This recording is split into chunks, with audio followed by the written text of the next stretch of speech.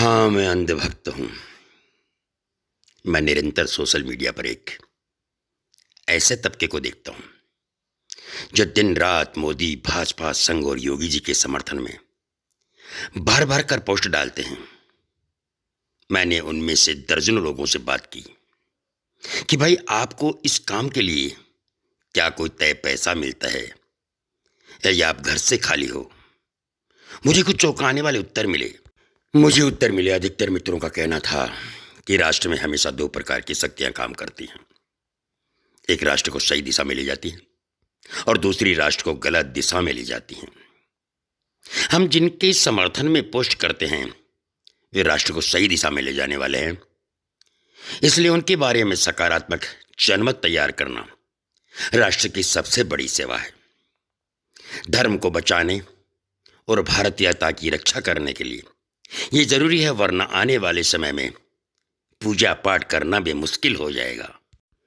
Social media पर दिन रात मोदी, भाजपा, संघ और राष्ट्र के समर्थन में पोस्ट डालने वाले मित्रों, क्या आप घर से खाली हैं, अंधभक्त हैं या भाजपा का चमचा?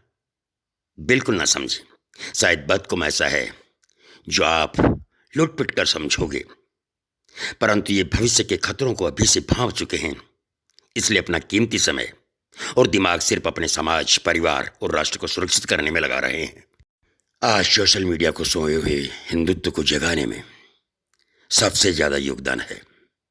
हालांकि अभी उठाए जा रहे हैं कदम नाकाफी जरूरी हैं, परंतु यह सनातन संस्कृति के पुनरुत्थान होने का आवश्यक प्लेटफॉर्म जरूर बनता जा रहा है।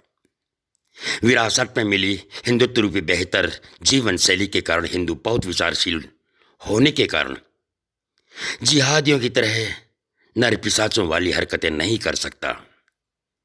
इसलिए धीरे धीरे जागृत होकर हिंदू जनमानस सबसे पहले सोशल मीडिया के माध्यम से अपने अंदर की घुटन को प्रदर्शित करने का प्रयास कर रहा है। हर छोटे बड़े मुद्दे पर अब हिंदुओं की बड़ी संख्या मुखर होकर अपनी बात रखने लगी है।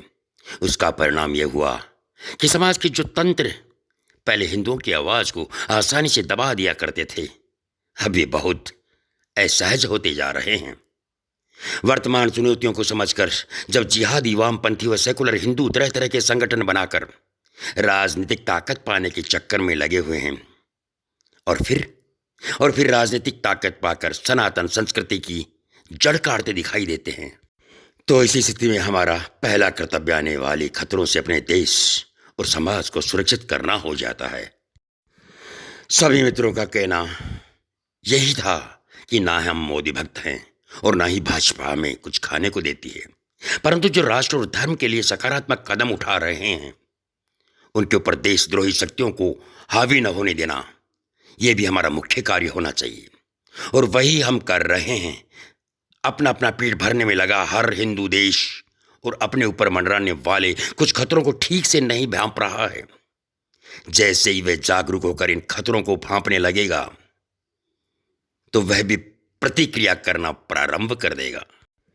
मेरे अनुसार उपरोक्त बातों में एक बहुत बड़ा संदेश है और यह है कि अगर हम सीधे सीधे युद्ध नहीं लड़ सकते तो अपने लेखन और दैनिक क्रियाकलाप द्वारा उन शक्तियों को बलशाली बनाने का प्रयास जरूर करें जो राष्ट्र और हिंदुत्व को महत्ता देते हुए आगे बढ़ रहे हैं।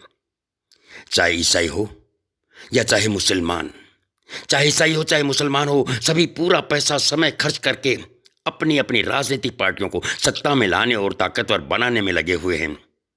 ऐसे में राष्ट्रहित को सर्वोपरि रखते हुए हम लोग ही पीछे क्यों रहें, जबकि यह एक सार्वभौमिक सत्य है कि भारत भूमि का चहुमुखी विकास और हित हिंदुत्व और सनातन संस्कृति में ही है। जी हां, मुझे अंधभक्त कहो, लेकिन एक दिन आपको भी बनना पड़ेगा राष्ट्रहित के लिए, क्योंकि राष्ट्रहित सर्वोपरि है। जय भारती, जय भारती, वंदे मातरम।